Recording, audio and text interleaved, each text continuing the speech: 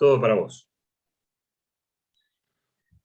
A ver, ahí está. Gracias, Enzo, gracias por la invitación. Buenas noches a todos y a todas. La verdad que a mí, cuando Enzo me comentó de dar esta charla, me gustó mucho. Yo soy egresado de la carrera, egresé en el año 96. Ya en el año 96, cuando egresé, ya estaba trabajando. Yo empecé a trabajar en recursos humanos a los 17 años como cadete, en una empresa que hacía los estudios ambientales. Hoy ya creo que no se hacen más. Pero bueno, de los 17 años, hoy ya tengo 48 y sigo trabajando en recursos humanos como consultor externo. Pero si tuviera que hacer un resumen de mi carrera, pasé por todas las áreas, desde capacitación, desarrollo, empleos, liquidación de sueldos, compensaciones laborales. Los últimos 20 años me desempeñé como gerente de recursos humanos en distintas empresas, y en los últimos 5, además de gerente de recursos humanos, era el gerente general de una compañía química alemana que, bueno, lamentablemente tuve que cerrar una planta muy grande que tenía en la zona de Zárate y me desvinculé, y en los últimos 3 años me dedico a hacer consultoría en temas de recursos humanos. Bueno, Enzo me contó un poco, o sea, me tiró algunos temas como para empezar a compartir con ustedes. Yo creo que la gestión de recursos humanos es una de las cosas más importantes en el departamento, y muchas veces las empresas no le prestan mucha atención, ¿no? Quizás hoy yo lo que veo que pasa es que hay muchas empresas que le prestan mucha atención a las áreas soft y dejan de lado las áreas más hard, ¿no? O sea, las más duras, que puede ser la administración, relaciones laborales, o la gestión de las personas, no desde el punto de vista del desarrollo de la persona, sino de la gestión dentro de la compañía. Y creo que ahí, cuando se deja de prestar atención a esas áreas, empiezan a aparecer problemas o inconvenientes. Uno de los puntos que Enzo me sugirió para compartir con ustedes tiene que ver con el control de ausentismo. Y yo recién le comentaba de tomar un ejemplo, que son, bueno, principalmente las enfermedades inculpables, ¿no? Ustedes saben que hay enfermedades culpables y otras inculpables. Las culpables son las que tienen alguna relación con el trabajo, y las inculpables las que no. Y hay grises, ¿no? Como en todo en la legislación argentina, hay muchos grises. Y yo tomé un caso, por ejemplo, yo tuve algunos de licencias psiquiátricas, ¿no? Que hay muchos casos que realmente hay personas que sufren de problemas psiquiátricos, pero también hay casos de abuso. Y yo diría que es uno de los casos de licencia más fácil donde puede haber abuso. ¿Por qué? Porque es difícil de corroborar, es difícil de encuadrar el diagnóstico de la enfermedad, y es muy fácil de simular. Entonces, ¿cómo tomo este ejemplo? Hay otros, si quieren alguno me plantea alguno que conozco, le parezca interesante. Yo tomé este, que me parece que es de los más complejos. No sé si todos entienden, cuando hablamos de licencia psiquiátrica es muy amplio, ¿no? Va desde por ejemplo, una mujer que tuvo familia y después del parto tiene un problema psicológico, ¿no? De dejar al hijo, dejar la casa, hasta las fobias sociales, ¿no? Que son, cuando yo tenía 20 años no existían, ahora es más común esto, las fobias sociales, ¿no? Los que no pueden salir de la casa, los que tienen miedo a viajar en transporte público, desde eso hasta los que tienen ataques de pánico, ¿no? Algunos son muy difíciles de encuadrar. Entonces, yo siempre lo que pregono en las empresas es que haya una buena gestión de la medicina laboral, ¿no? La medicina laboral va desde el ingreso de la persona, desde que se hace el examen del ingreso, hasta que se retira la persona. Y en el medio está la gestión de la medicina laboral, que también incluye, como en este caso, que yo nombraba, las licencias psiquiátricas. Entonces, yo tomaba este caso, he tenido varios y algunos complejos, y lo que hay que, una correcta gestión de la medicina laboral, primero necesitas un servicio médico confiable y, si es posible, propio, ¿no? Tener un médico de confianza que conozca el puesto de trabajo, que conozca a las personas, que conozca, por ejemplo, si trabaja en una planta industrial, cuáles son los riesgos asociados a cada puesto, si trabaja en una oficina administrativa, cuáles son los riesgos asociados a la posición en la que tiene que estar sentada la persona, el tipo de computadora que tiene que usar, si tiene que usar filtro, la luz. Bueno, es muy compleja todo lo que es medicina laboral y creo que no se le presta la atención que se debe. Bueno, volviendo a los casos de casos psiquiátricos, es típico en las empresas que hay personas que realmente tienen un problema y hay otras que simulan. Entonces, yo siempre lo que recomiendo es hacer un seguimiento, ¿no? Entonces, un caso, por ejemplo, una persona que se presenta con un certificado médico, donde normalmente los médicos tratan de no ser muy específicos, ¿no? Dicen que la persona presenta una fobia o ataque de pánico y le dan 3 meses de licencia médica, por ejemplo. Entonces, en esos casos, yo lo que suelo hacer es llamar a la persona y solicitarle que traiga un certificado médico con el diagnóstico del médico en función del DSM-4 o el DSM-5, creo que ya existe. El DSM-4, no sé si lo conocen, es un manual que usan los psicólogos donde encuadran cada diagnóstico psicológico o psiquiátrico. No sé bien cuál es la palabra exacta, pero ahí están definidos los diagnósticos y están tipificados. Dicen que la persona sufre de tal y tal cosa, que puede ser peligroso para la persona, puede ser peligroso para otros. Están bastante bien definidos cada diagnóstico. Entonces, lo primero que yo recomiendo es solicitar el diagnóstico médico según el DSM-4 o el DSM-5. Entonces, el profesional tiene que jugarse un poco más y ser mucho más específico. Y después tener un control, ¿no? Control cada 3 meses, citar a la persona, que pueda hablar con el médico, que le pregunte si está medicado, si está tomando alguna medicación. También se puede hacer alguna junta médica con psiquiatras puestos por las compañías para realmente chequear si lo que manifiesta la persona está en función de lo que el médico o el psiquiatra ve. Eso también es algo muy importante. Es muy importante que el médico vea a la persona, ¿no? Y que realmente pueda chequear que lo que él está viendo está en relación con la documentación que la persona está presentando. Y yo tuve un par de casos de esto donde había mucho ausentismo, de casos psiquiátricos, y haciendo buen seguimiento de uno de los casos, pudimos reducir mucho el ausentismo. ¿Por qué? Porque ustedes saben que hay un tope de tiempo para que las personas puedan estar de baja médica. La clave es cuando la persona quiere reingresar. Una persona que, por ejemplo, estuvo durante un año de baja por cuestiones psiquiátricas y quiere reingresar, normalmente no va a reingresar eh, sin ninguna medicación o sin ningún tipo de tratamiento. Entonces es importante, por ejemplo, si la persona eh, quiere volver a reingresar, eh, el que autoriza el ingreso, el reingreso de la persona es la empresa. La empresa tiene la potestad de decir, esta persona está apta o no está apta para trabajar. Si bien la persona puede venir con un certificado del médico, dice que está apto, para el médico puede estar apto, pero si para la empresa no está apta, esa persona sigue de baja. La empresa es la que tiene la potestad de decidir si la persona está apta o no para trabajar. ¿Por qué? Porque además esta persona quizás viene con medicación, ¿no? Entonces imagínense una persona que trabaja en una planta industrial, estuvo de baja médica y dentro de su tratamiento, por ejemplo, está que tiene que tomar algún psicofármaco, como un, no sé, Rivotril, no conozco muchos, pero estos psicofármacos que tienen un impacto fuerte en la persona. Yo no puedo tener una persona tomando Rivotril en una planta industrial, porque es un riesgo para sí mismo, para sus compañeros y para la planta. Entonces, a lo que voy yo es, muchas veces se da por sentado muchas cosas, se da por sentado de que si una persona viene con un certificado médico que está de baja, ya está de baja, y no es así. El que tiene la potestad del control es la empresa. Y obviamente sin excederse, ¿no? Esto no está escrito en ningún lado, esto es todo criterio de la empresa en función del marco que nos da la ley.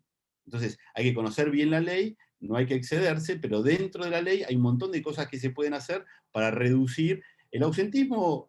El ausentismo injustificado, ¿no? Porque hay mucha simulación en este tipo de patologías. Bueno, comentándoles este caso que yo tuve, a partir de una persona que quiso reingresar a la compañía y resultaba que estaba en tratamiento y tenía que seguir tomando psicofármacos, dijimos, mire, disculpe, pero usted no está de alta, usted no está en condiciones de volver a su trabajo, entonces sigue de baja. Y estuvo de baja durante un año hasta que llegamos a un acuerdo, la persona se terminó retirando. A partir de eso, bajaron más de la mitad los casos de licencias psiquiátricas que teníamos. ¿Por qué? Porque hubo una gestión. Entonces, esto es lo importante que yo siempre recalco. Es importante gestionar los recursos. No decir, ok, esta persona vino con un certificado médico y está de baja. No, el que tiene que... yo al médico siempre le decía, el que sube o levanta la barrera es el médico de la empresa. Si el médico de la empresa considera que esta persona está apta para trabajar, ok. Si no está apta para trabajar, se le manifestará a la persona, seguirá en tratamiento hasta que esté en condiciones y después veremos si puede seguir o no perteneciendo a la compañía. No sé si alguno tiene alguna pregunta o si tiene algún caso que les parezca interesante. Yo arranqué por este, que es el que me parece que es de los más complejos. Hola, Enrique.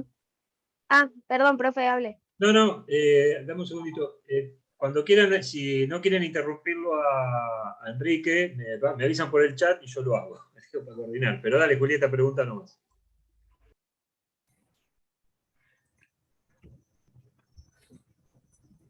Gracias por su tiempo de estar con nosotros. Este tema de las licencias psiquiátricas, a nosotros nos pasó en el sanatorio una persona que se reincorporó de una licencia por enfermedad, por un motivo, cuando ya estaba a punto de ingresar en reserva de puesto. Cuando volvió era el punto más alto de la primera ola de COVID, ella es personal de limpieza, y bueno, le diagnosticaron agorafobia, así que estuvo también estuvo un año por licencia por ese motivo y terminó renunciando. Había entrado en reserva de puesto y renunció por ese motivo, pero improbable. Pero nada, realmente parece que sí era así porque terminó renunciando, no se reincorporó finalmente a trabajar. Todo el tema de la pandemia y demás fue como muy estresante para ella y no pudo volver. Bueno, la pandemia, digamos, la pandemia es nueva, ¿no? Y creo que puede haber generado distintos diagnósticos o distintas patologías. Pero bueno, cuando yo me refería al año, es a lo que vos mencionás de la reserva de puesto, que cuando las personas entran en reserva de puesto, ya no cobran salario, mantienen el beneficio de la obra social, pero es el momento para tratar de, si la empresa considera que no desea que esta persona sea perteneciendo a la compañía, tratar de negociar una salida o un acuerdo. Sí, ella sola decidió renunciar y dejar el puesto para otra persona porque sabía que no estaba en condiciones de volver y que no iba a poder volver. Ya le faltaba muy poco para que se termine el periodo de reserva, pero bueno, terminó renunciando porque su miedo y demás no le dejó volver. Pero estaba bajo esto de que te digo, de licencia psiquiátrica por agorafobia, era digamos, el diagnóstico. Bueno, habría que ver, no sé si está definido así en el DSM-4, pero en este caso habría que buscar que el psiquiatra que la trataba, que identifique en el DSM-4 cuál es el diagnóstico de la persona. Yo la verdad no soy psicólogo, pero bueno, no sé si agorafobia está definido en el manual. Pero es un buen recurso el DSM-4 o el DSM-5. Creo que ahora existe no el DSM-5. tenía idea sobre eso del DSM-4 y el DSM-5, así que ya tomé nota para el próximo caso ya podemos tener como referencia eso. Sí, yo cuando lo aprendí a utilizar fue hablando con psicólogos, que un abogado laboral, en conjunto con un abogado laboral, dijimos, bueno, ok, que el psiquiatra determine en el DSM-4 cuál es el diagnóstico. Porque eso también lo que te dice, el diagnóstico llevado al DSM-4 te dice cuáles son las características de la enfermedad. Gracias. No, de nada. Enrique, buenas noches. Te comento un caso que, bueno, generalmente nos sucede en el ámbito, yo estoy en la educación, y el gran universo de los profesores son mujeres jóvenes que, bueno, que se casan, quedan embarazadas, y la primera figura que aparece es la amenaza de aborto. La amenaza de aborto conlleva que tienen unos meses hasta los 45 días que se tienen que retirar del trabajo por el nacimiento. Después tienen son 135 días en total. Los 90 restantes finalizan y aparece la figura de la depresión posparto, que es lo que vos estabas diciendo. La depresión posparto es una figura que no se puede detectar, como tampoco la amenaza de aborto, porque en la administración pública la Junta jamás va a citar a una docente por amenaza de aborto porque no sabe si realmente está con amenaza o no. Y después de la depresión posparto aparece la figura de las vacaciones no gozadas, con lo cual las docentes generalmente están más de 1 año y medio, casi 2, sin trabajar. Y me ha pasado que en ese lapso de la depresión posparto vuelve a quedar embarazada. Y la particularidad es que siempre van al mismo ginecólogo y al mismo psiquiatra. Hoy, bueno, hay una persona, un psiquiatra de la provincia de Buenos Aires, que le retiraron la matrícula, hoy está fallecido, pero fue a consecuencia de los abusos. Bueno, les comentaba antes a Enzo... perdón, termina. No, que gracias, era eso. Más o menos es así. Sí, bueno, el tema del parto es delicado, ¿no? Porque la probabilidad, los casos complicados, ¿no? Que yo, bueno, no sé estadísticas, pero me parece que los últimos años yo he visto muchas mujeres con proceso o sea, que durante el proceso tienen algún riesgo de abortar o de tener algún inconveniente y los médicos les recetan que estén en cama. La depresión postparto, bueno, yo he conocido casos, he tenido amigas en depresión postparto y existe, es una realidad. Pero sí es interesante esto que decías vos del ginecólogo. Yo les contaba justo a Enzo y a, no me acuerdo cómo era el nombre de las otras 2 chicas de la cátedra, que yo tuve un caso en Zárate. Ahí está. Yo trabajé 14 años en una planta en Zárate y había un psiquiatra, un médico psiquiatra, que vendía los certificados médicos. Todas las empresas teníamos 4 o 5 certificados médicos, o sea, 4 o 5 operarios con certificados médicos del mismo médico. Entonces empezamos a investigar y resulta que todas las plantas teníamos esto. Entonces nos pusimos de acuerdo entre los gerentes de recursos humanos de todas las compañías, con nuestros abogados, y empezamos a cuestionar al médico, enviándole cartas documento. Bueno, nunca más tuvimos licencias psiquiátricas de este médico. Bien. Pero bueno, yo creo que de las inculpables es de la más difícil de gestionar, ¿no?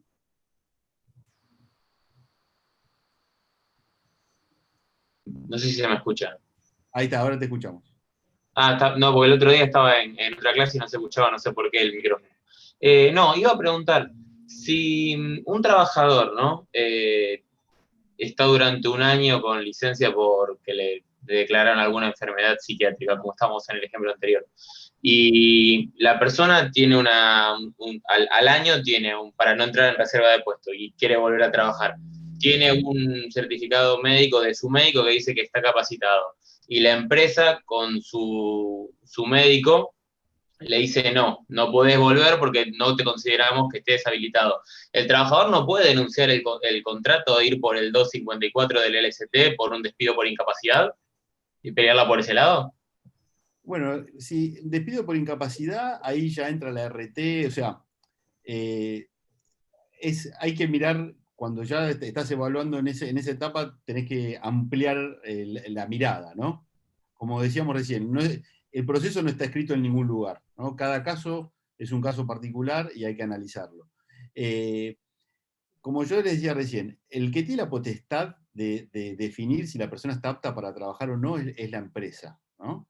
Si la persona quiere ingresar, lo lógico sería que pida una junta médica, ¿no? Y en esa junta médica van médicos designados por el empleado o el sindicato y de la empresa, y ahí tratan de llegar a un diagnóstico, antes de ir a la desvinculación por incapacidad. Más incapacidad, yo no recuerdo, pero creo que era a partir de un 60%, no recuerdo bien ahora cuál era el porcentaje de incapacidad que...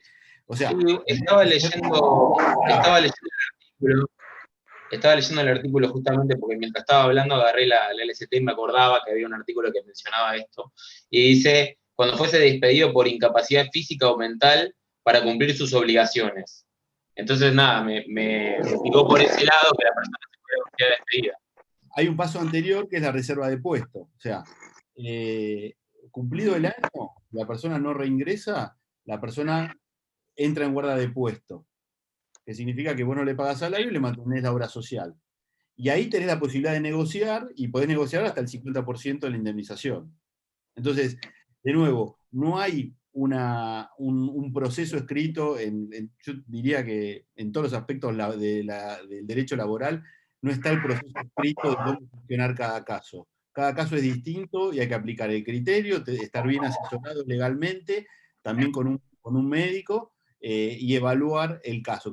Hay muchos, la mayoría de los casos son todos distintos. En este caso que planteás vos, yo iría por reserva de puesto y a lo sumo iría por una junta médica. Y si la persona se considera despedida, que es otro tema, cuando uno se considera despedido, cambia la carga de la prueba. Si yo me considero despedido, el que tengo que demostrar que me despidieron soy yo y no la empresa. Entonces, en el caso que vos me contás, yo iría más por reserva de puesto y una junta médica. Y si la persona se considera despedida, ok, es la persona la que tendrá que demostrar que fue despedida. No, quería preguntar por ese lado. Pero Gracias. bueno, de nuevo, cada caso es un caso en sí mismo y hay que hay que conocer bien la ley, estar bien asesorado y buscar el criterio para aplicar en cada caso.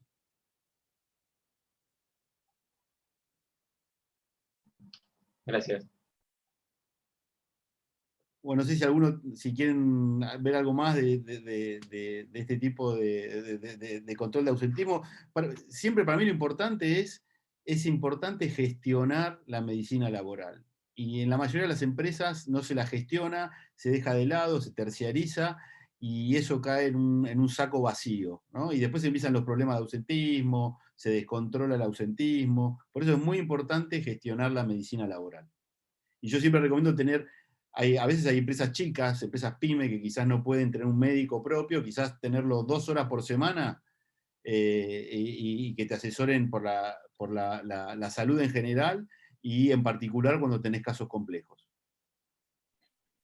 Enrique, sobre este punto, yo quisiera agregar que también me parece que es muy importante tener un estudio preocupacional que sea completo, en especial dependiendo, ¿no?, la actividad, el puesto de la persona y si está expuesto o no a eventuales riesgos, porque de esa forma también es más fácil eventualmente frente a una sospecha de tengo que ir al RT porque tengo un problema y esto es por el trabajo y no es preexistente, a veces cuando no se invierte lo suficiente o no se entiende que es importante tener ese preocupacional completo, muchas veces después el empleador no tiene forma de esgrimir que quizás lo que el empleador trata de hacer pasar por una enfermedad por ART en realidad era algo preexistente, ¿no? Sí, correcto. Y yo te agregaría que lo recomendable no es hacer el psicofísico estándar, ¿no? Depende mucho de cada puesto. Yo, por ejemplo, en la planta que teníamos en Zárate, teníamos puestos que trabajaban a 25 metros de altura. Y a las personas que nosotros tomábamos para trabajar en esos puestos, le hacíamos un psicotécnico para detectar si podía llegar a tener algún problema por trabajo en altura. Yo tengo entendido que los pilotos de aviones y algunas otras actividades les hacen psicotécnicos específicos para ver cómo reaccionan en situaciones bajo presión, fobia a estar encerrados. Es importante lo que decís, y yo te agregaría que según la actividad en la que estén, no hacer solamente el estándar, sino agregarle algún otro examen adicional, para ver si la persona, no solamente porque el psicofísico está, a ver, yo creo que en general la gente interpreta mal para qué se hace el psicofísico. El psicofísico no se hace para rebotar a nadie, se hace para ver cómo entra la persona.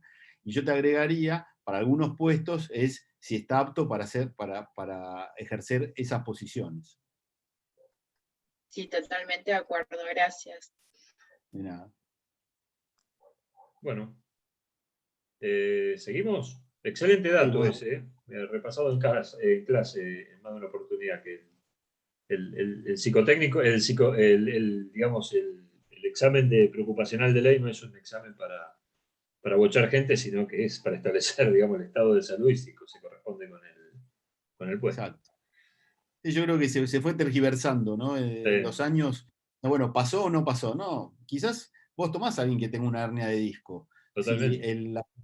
Si el puesto que va a trabajar no va a empeorar su situación, lo podés tomar. No Es hay más, problema. Enrique, no sé cómo será tu caso, pero si me quieren hacer un examen a mí, ya tengo doble hernia de disco tengo, así que ya de cambio no entro.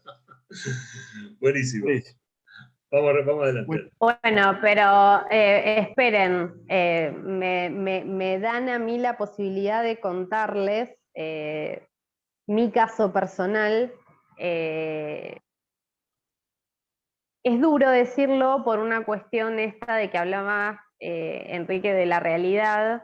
Es muy importante el tema de los físicos, pero por ejemplo, yo soy una persona que tengo un problema de salud, el cual es un problema psicofísico, digamos psicosomático, ahí está. No es que tengo algo físico, puedo trabajarlo más bien, pero muchas veces lamentablemente las empresas al no tener este control médico para saber, para saber la persona si le llega a pasar algo, qué hacer, lo toman enseguida como alerta, que fue lo que me pasó a mí en varias oportunidades, lo toman como alerta y no, esta para que no nos traiga problema o este para que no nos traiga problema lo dejamos a un lado. Y en realidad ese no es el fin del preocupacional. Es como dice Enrique, como dice Enzo, es en realidad para saber qué cuadro puede tener la persona y resguardarlo. No significa, obviamente, que, por ejemplo, en este caso lo que tengo yo puedo hacer la tarea lo más bien. Pero bueno, lamentablemente en varias ocasiones muchos lugares de trabajo me dejaron afuera por este motivo. Es muy feo, pero muchas veces lamentablemente pasa. Si llegan alguno a tener algo o algo, bueno, no tengan miedo o no oculten, porque es una cuestión de que ustedes están avisando algo de salud. Capaz no les pasa nunca nada, pero es difícil, no es fácil, cuando las empresas tendrían que tener lo sensato que es saber qué es lo que tiene la persona, así como estamos hablando. Así que acá tienen un ejemplo en vivo y en directo. Gracias por darme lugar, me animé. Gracias. Me alegro. Avancemos nomás, Enrique. Bueno, pero bueno, es parte, yo creo que de también la mala gestión de recursos humanos, ¿no? Hay muchas empresas que, o sea, la gestionan mal, o sea, por no saber o con mala fe, ¿no? Hay de todo. Bueno, otro de los puntos que me había comentado Enzo, que sería interesante compartir, es acerca de la confidencialidad con respecto a el manejo de información o manejo de softwares. Esto, cuando nosotros empezamos, cuando yo empecé a trabajar, por lo menos prácticamente no existía. Yo creo que esto se desarrolló mucho, avanzó mucho en los últimos 15 años. Hoy ya el mail es una prueba, o sea, hoy ya los recibos, no hay obligación de imprimir los sueldos, sino que si vos le das acceso a un empleado a un sistema y lo puede imprimir, con eso legalmente ya es suficiente, o sea, avanzó mucho. Yo creo que las cuestiones de confidencialidad laboral tienen que ver mucho con el manejo de la información de la compañía, el manejo de la información de las personas. Hoy hay empresas que compran bases de datos, ¿no? Hoy hay empresas de, no sé, de telefonía, de cable, de un montón de industrias que compran bases de datos para después comercializar sus productos. Entonces, siempre es importante dentro del proceso de la gestión de las personas incluir cláusulas de manejo de la confidencialidad, y que esto puede llegar a ser un motivo de despido con causa, con justa causa. Y en un juicio laboral, si vos podés probar que una persona no respetó el manejo confidencial de la información, es muy probable que sea favorable a la empresa. Pero bueno, lo difícil es probarlo, ¿no? Pero bueno, como digo yo, es parte de la gestión. Si todos los empleados ven que las empresas gestionan bien el manejo confidencial de la información, van a estar menos tentados a violar la confidencialidad de la información. Por eso es importante gestionarlo. Y cada tanto hacer algún entrenamiento, hacer algún refresh, ¿no?, de los conceptos y la importancia, no solamente dentro de la empresa, sino mismo para la empresa. Hay muchas empresas que tienen el valor que tienen, o les va bien o mal por el manejo de la información que realizan. No sé si alguno quiere hacer alguna pregunta, o sea, es bastante amplio el tema de la confidencialidad. No sé si alguno tiene algún caso, alguno quiere hacer alguna pregunta. Sí, yo quería hacer una consulta, más que si se podría aplicar, quizás sería, me parece más fácil después de probar el tema de un breach de confidencialidad. Suponiendo, ¿no? Así como vimos con Enzo, que si bien el contrato por tiempo indeterminado, permanente, continuo, es tácito por excelencia, no es necesario que sea escrito, él nos dijo que se suele recomendar que sea escrito, justamente porque si después hay que agregar alguna adenda con respecto a algún concepto, por ejemplo, un auto que la empresa no quiera que sea considerado como remunerativo, como para establecerlo, yo quería decir si, bueno, además de firmar el contrato, qué sé yo, si en el legajo se le puede hacer firmar a la persona cuando entra un disclosure agreement, puntualmente cuáles son los tópicos que no se debe discutir. Entonces, si se rompe alguno de esos, quizás sería más fácil probarlo en un juicio. ¿Tendrías alguna prueba informativa un poco más sólida para presentar? Sí, totalmente. Y mismo hoy existen leyes de protección de datos, entonces, que no existían hace 20 años atrás. Entonces, es lo que yo decía recién. Yo les recomiendo incluir en el legajo una nota donde la persona se compromete a manejar la información en forma confidencial, y que si no lo hace puede ser desvinculado con justa causa, ¿no? Hay que redactarlo. Pero el concepto es ese. Y yo te digo, creo que en el futuro va a ser mucho más. Bueno, yo siempre digo lo mismo, yo nunca escribí un mail, o hoy no mando un WhatsApp que no pueda ser público, ¿no? Porque hoy quizás a alguno le pasó, todo lo que vos escribís en un mail o en un WhatsApp, no sabés quién lo va a leer. Entonces, yo mientras trabajé, siempre escribí cosas que las pueda leer mi jefe, o la gente, mis pares, o la gente que trabajaba conmigo. Entonces, el manejo confidencial de la información es eso, o sea, que vos puedas compartir información que sepas que no es confidencial.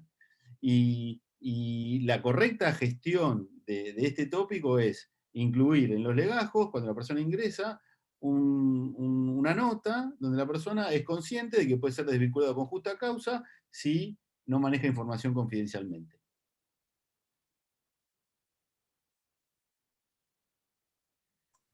Bueno, ¿pasamos a otro tema o alguna pregunta más? No, pasemos a otro tema nomás. Otro de los tópicos que hablamos era de la disciplina, el control disciplinario. Es otra de las facultades de la empresa, y creo que gestionada correctamente puede ser exitoso y puede ser muy efectivo. Normalmente el conflicto viene cuando tratás con personas que están dentro del convenio, ¿no? Que querés sancionarlos, y después reacciona el delegado, reacciona el del sindicato. Y yo, en mi experiencia personal, yo les diría que no conozco un sindicato que esté en contra de las sanciones disciplinarias si vos hacés bien el proceso. ¿Hacer el proceso qué significa? Que primero el jefe o la persona de recursos humanos idealmente el jefe, tiene una charla con la persona, le marca cuestiones que no está haciendo de forma correcta. Después de esta charla, si la persona continúa, un primer apercibimiento. El apercibimiento no es una sanción disciplinaria, o sea que por hacer un apercibimiento no deberías tener un conflicto, porque un apercibimiento es, te estoy diciendo que estás haciendo esto mal, y si lo seguís haciendo, vas a tener una sanción. Y si la persona continúa, llegás a la sanción. Y yo he trabajado con sindicatos muy conflictivos y con ninguno tuve inconvenientes de este tipo si respetás esto sí diría que es un proceso, que no está escrito en ningún lugar, pero es práctica en muchas compañías, ¿no? Que si vos primero hablás con la persona, la advertís verbalmente, después le haces un apercibimiento escrito, y la persona sigue actuando de forma incorrecta, le haces una suspensión y después que terminás en un despido, yo no conozco sindicatos que hayan estado en contra de este proceso, porque en general tampoco ellos quieren que se les desbande la gente, ¿no? Y que todos empiecen a tener problemas disciplinarios. Pero es clave gestionarlo. Yo siempre digo lo mismo. Los problemas de recursos humanos generalmente vienen cuando no se gestionan a las personas. Y la gestión de la persona no es solamente empezar en desarrollo, en capacitación, es gestionar en el trabajo. Por eso mi experiencia con los sindicatos en ese sentido es buena. Los sindicatos en general apoyan si la empresa lo hace en forma correcta, sin exceder sus funciones, ¿no? O sus capacidades. Capacidades no, sus responsabilidades. No sé si alguno quiere hacer alguna pregunta. No. ¿Has tenido algún caso que recuerdes así, de alguna desvinculación que tuviste que trabajarla con el sindicato? Muchas. Y es más, te digo, he tenido un caso que me senté con el secretario general de un sindicato que era de los más conflictivos del país, y lo que fui a plantearle que una persona la teníamos que desvincular, y lo primero que me preguntó es, ¿la advirtieron? ¿La percibieron? Sí. Le mostré los apercibimientos, la persona hizo su descargo, le mostré pruebas de reuniones, o sea, no pruebas filmadas, sino pruebas donde un supervisor hizo un informe donde decía que se juntó con tal persona, que le dijo tal cosa, tal otra, y la persona respondió tal. Digo, bueno, ok, hagamos un acuerdo y que se vaya. Y era uno de los sindicatos más conflictivos del país. No digo que esto funcione igual con todos, pero en general si hay una lógica, si no hay abuso por parte de la empresa, y cuando el abuso por parte de la empresa muchas veces viene por el jefe. A veces pasa que el jefe no quiere a alguien, se lo quiere sacar de encima y te viene con la cuestión disciplinaria. Bueno, nuestro rol es encajar al jefe y decirle, mirá, a ver, realmente es una cuestión disciplinaria, ¿qué pasó? ¿Qué hizo? ¿Qué fecha? ¿Cuándo? ¿Cómo? Y ahí te vas a dar cuenta si el supervisor o el jefe está mintiendo o realmente esto pasó. Entonces, mi recomendación con esto es involucrarse, tratar de buscar hechos, fechas, cosas que pasaron, dónde, cuándo, para ver si esto es cierto o no, y hacer este proceso, ¿no? Primero advertir, después apercibir, 1, 2, 3 veces, según la gravedad. Después se puede hacer una suspensión, y bueno, ya después, ahí ya está, cuando ya está el nivel de suspensión, ya está metido el sindicato. Y la verdad que no he tenido inconvenientes con esto. Obviamente, esto no significa, no sé, yo nunca traté con Moyano, por ejemplo, no sé cómo son los camioneros, pero he trabajado con químicos, con petroleros, que son súper... Estaba pensando en camioneros, cómo saldría una situación así con camioneros. Pero vos sabés que camioneros, yo no trabajé directamente, trabajé indirectamente con camioneros. Y las empresas que trabajan con camioneros, si están dentro del marco que te marca camioneros, que es especial, las empresas funcionan. ¿Está bien? O sea, son sueldos altísimos, te piden un montón de cosas que hay que cumplir, ¿no? Todo eso, pero si vos estás dentro del marco que ellos te marcan, y obviamente, sin ceder tus potestades, funciona. Yo nunca tuve un caso directo con camioneros, pero en general los sindicatos no apoyan la indisciplina. Porque si apoyaran la indisciplina, viste, es un efecto, es la manzana que después empieza a pudrir el resto del árbol. Entonces, no apoyan casos de indisciplina. Obviamente, nosotros como empresa tenemos que asegurarnos de estar actuando correctamente y no excedernos. Y acá siempre lo que hay que poner foco en que el supervisor o el jefe esté siendo realmente honesto con la compañía, diciendo lo que está pasando y que no tenga él una cuestión personal o alguna cosa parecida, porque es muy común hablar con un supervisor jefe que te dice tal cosa. Cuando vos vas a chequearlo, y resulta que no es tan así. Entonces, antes de tomar una decisión, tenemos que involucrarnos y chequearlo, porque si no podemos estar cometiendo un grave error.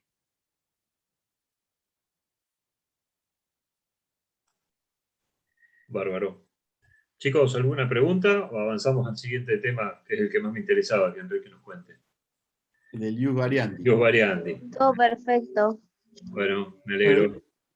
ius variandi, bueno, ustedes como saben, la empresa tiene muchas facultades y potestades, y una es el ius variandi, que es la posibilidad que tiene de cambiar las condiciones de trabajo mientras esto no signifique un cambio muy importante en el trabajador. O sea, es todo muy laxo, o sea, no hay límites bien marcados, ¿no? Y el típico caso que tenés acá es en el traslado de una persona de un lugar a otro, que la ley no especifica, no hay, algunos convenios tienen algunas prácticas, o algunos lo tienen escrito en el convenio. ¿Quién era el que me decía el otro día que tenían 50 kilómetros? Bueno, ahora no me acuerdo. Iba a decir 30 yo. Bueno, pongamos 30, ¿no? Pongamos 30. No, por el caso de la CESE lo estaba pensando, los 30 kilómetros. Yo no me acuerdo, estaba hablando con alguien, no me acuerdo qué industria, y me acuerdo que hablaban de 50 kilómetros. Pero nosotros podemos hablar de 50, de 30, de 20 o de 10. Pero de nuevo, hay que evaluar el caso. Pues no es lo mismo trasladar a una persona a 10 kilómetros que usa transporte público desde su casa al trabajo, y a donde vos lo traslades, usar el transporte público le va a implicar, si antes le implicaba 20 minutos, usar el transporte público ahora le va a llevar 1 hora y media, que quizás lo trasladás a un lugar de 30 kilómetros y el transporte público es mejor, y en vez de media hora son 40 minutos. Entonces, lo que hay que analizar en estos casos no es solamente la distancia, sino qué implica trasladar a la persona. Yo he tenido casos, yo he tenido que cerrar oficinas y trasladar, y nos pasó, por ejemplo, trasladar una oficina de Munro a Bursaco.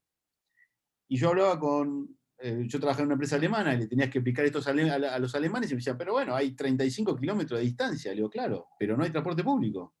Y si la persona tiene que poner su auto, primero, personas que tardaban 20 minutos, si van en auto van a tardar 1 hora 20, y si van en transporte público van a tardar 2 horas. Bueno, entonces tuvimos que hacer todo un proceso. Algunas personas se terminaron desvinculando de la compañía con una indemnización, otras se trasladaron, previo que la compañía acordó pagarles un viático, ¿no?, para que puedan utilizar su auto.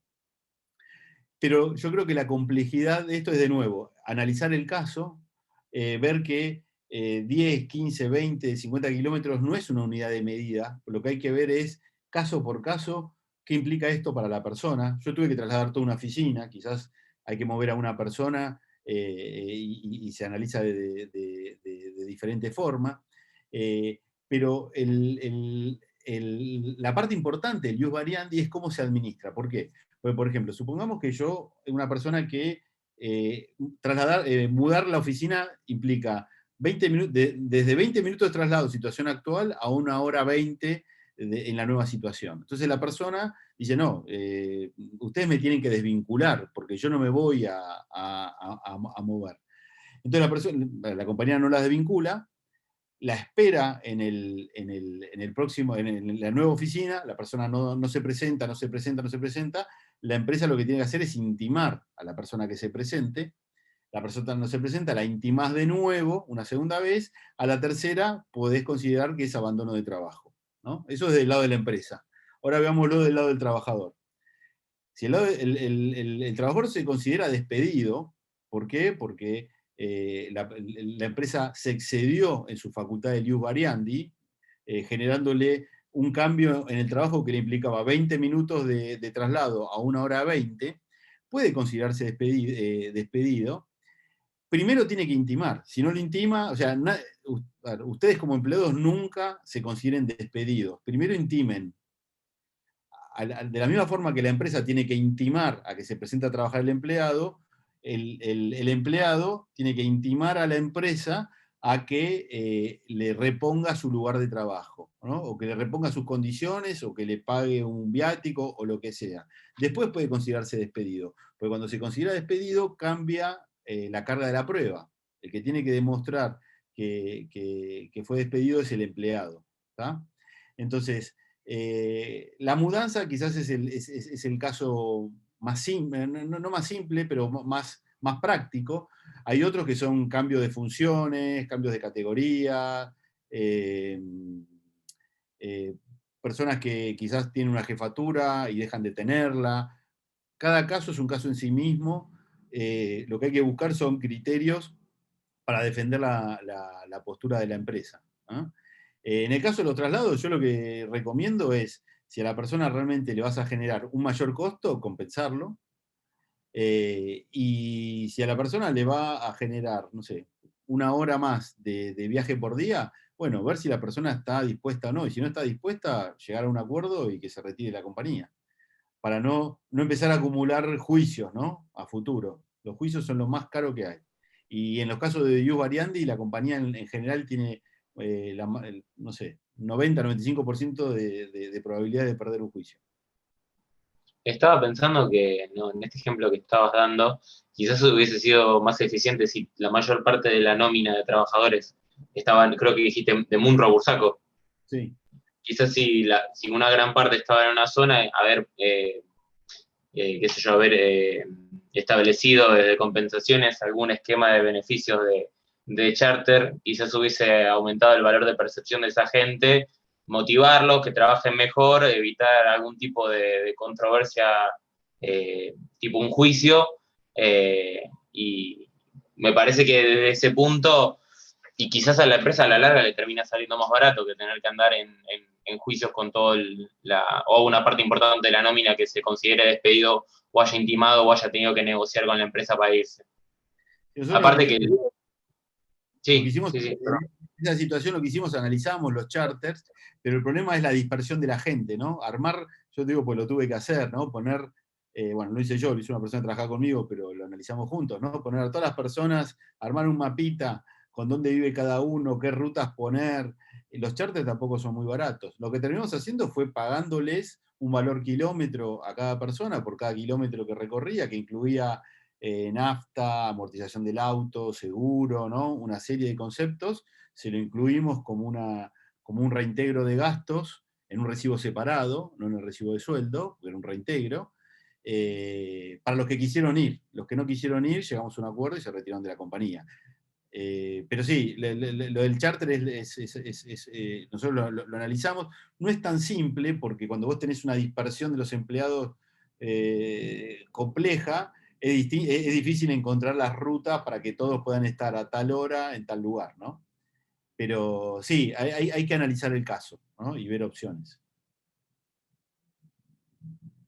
sí, igual la solución a la que llegaron, si se les pagó más que nada estaba pensando por la nafta, sí, es lógico, pero el desgaste del auto, quizás si una persona, por ejemplo, para llegar un día está en un piquete y se sobrecalienta el motor, el desgaste del motor se le fundió el auto, y no sé si lo que se fue amortizando con la base de cálculo del desgaste del auto llegase a cubrir, o si hubiesen tenido un caso así, si le dijeron, bueno, toma, te pongo el auto de nuevo. Mirá, normalmente las empresas... Es como que encuentro puntos ciegos. No, mirá, la mayoría de las empresas, por ejemplo, las empresas que tienen vendedores, normalmente tienen planes de auto. Esos planes de auto, que te calculan en un valor kilómetro, te incluyen todos esos conceptos. Te incluyen un porcentaje de mantenimiento, reparaciones, lavado, cochero, o sea, cada empresa hace el suyo, ¿no? Pero por lo general todos tienen los mismos conceptos, que incluyen una amortización y un fondo de reparaciones. Algunos te lo dan y otros se queda con ese fondo de la compañía y si se te rompe el auto te lo pagan. Bueno, hay mucha variedad. Pero normalmente las compañías que tienen empleados que ponen su auto a disposición tienen estos planes de kilómetros, ¿no? De gastos por kilómetro. Yo si quieren les paso algunos. Sí, ahora sí. Si trabajan así, sí. Esto es una estadística que dice que uno cambia el auto cada 100 o 120.000 kilómetros, entonces lo amortizás, tomás valores de patente, bueno, tomás una serie de conceptos y vos le pagás por kilómetros. Bueno, nosotros hicimos eso. Con los que nosotros necesitamos que se queden sí o sí, lo negociamos de una forma especial. Con los que no les interesaba moverse, a pesar de que le diéramos este reintegro, bueno, llegamos a un acuerdo y se fueron de la empresa. Esa es la famosa polinómica, ¿no? Claro, la polinómica. Lo viejo ese término, pero bueno, es la polinómica. Bueno, chicos, ¿alguna pregunta? ¿Quieren hacerlo, Enrique? Yo tengo una. La mía es más general porque digo, vos has pasado por gerencias de recursos humanos, de compensaciones, has sido director general de una empresa, y me quisiera que contaras muy brevemente, Dando a digo, mi hijo. bueno, que se acerque, no hay problema. Ya está, ya lo he hecho. Me gustaría que brevemente nos comentes, digamos, cuál es el valor agregado dentro de esa proyección profesional que uno puede agregarle, digamos, la visión de recursos humanos, o la visión de relaciones de trabajo, digamos, de relaciones de trabajo, esa cosa distinta que te hace, digamos, proyectar tu carrera hasta una gerencia general de una empresa. ¿Qué es lo que ves en ese trayecto de carrera? A ver, yo creo que lo que nosotros podemos agregarle a las empresas es, con nuestro conocimiento y nuestra experiencia, ver cómo podemos ayudarlos. No poner, hay momentos en los que hay que poner límites. A mí me pasó, por ejemplo, trabajar con un mexicano que quería que la gente no se vaya de vacaciones, para que los vendedores no se vayan de vacaciones. Le digo, no, mirá, yo te puedo ayudar de otra forma, pero de esta no, porque hay cuestiones legales, ¿no?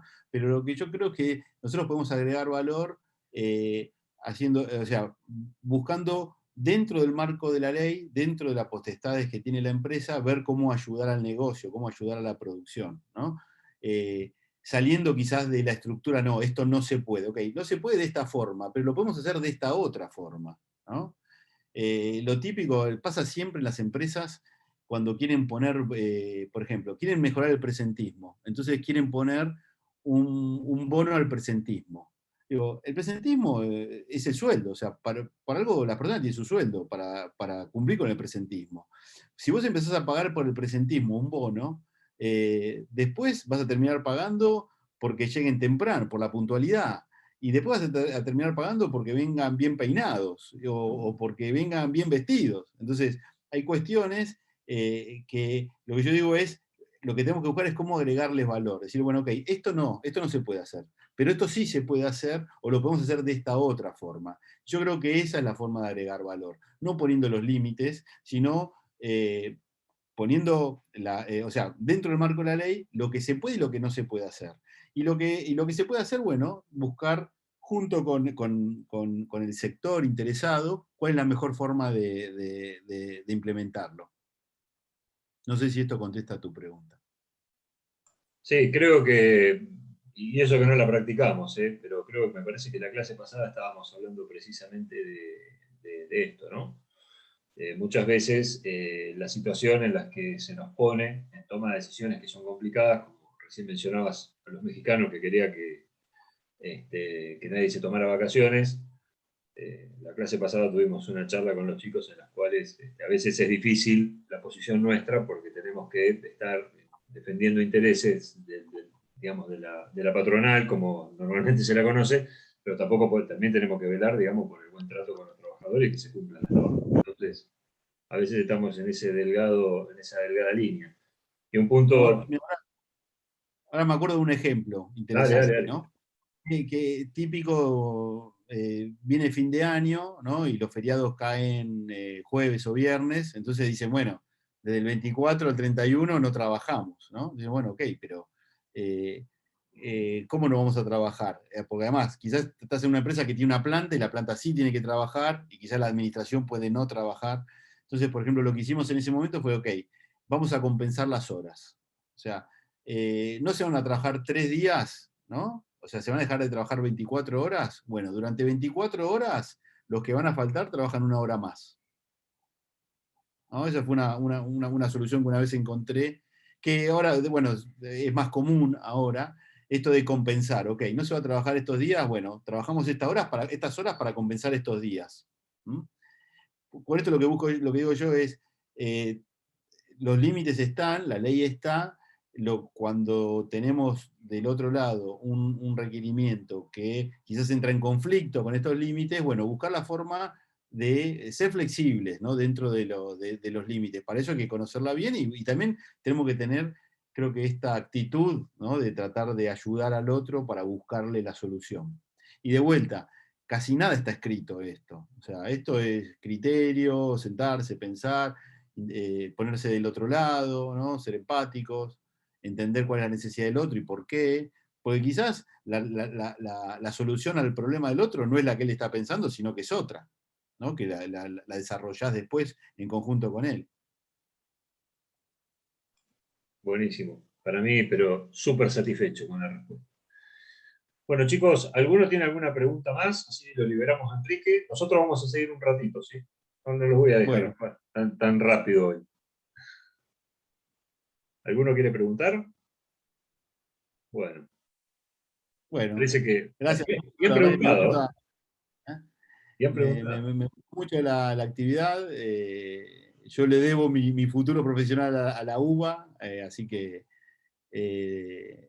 fue la carrera, estas materias son nuevas, ¿no? Que vos me explicabas la tecnicatura con estas tres, y que creo que son muy importantes, porque en nuestra época no las teníamos, y esto te acerca más a la realidad del día a día de las empresas, ¿no? Que en la carrera, no sé, por ejemplo, cuando estudiamos nosotros, eran materias muy, muy teóricas, ¿no? Estas te llevan más al día a día y me parece que son interesantes, así que bueno, si en algún otro momento me convocás, con gusto voy a participar. Bueno, fenomenal. Gracias, Enrique. Bueno, Muchas gracias. Gracias. de nada, chicos, espero que Gracias. sea divertido. Bueno, Gracias. muchísimas gracias, Gracias. Enrique. Estamos en contacto, ¿sí? Dale, Te bueno, liberamos. salgo, ¿no? Sí. Dale. Todo bien. Bueno, saludo a todos. Gracias, Che. Estamos en contacto. Muchas gracias por todo. De nada.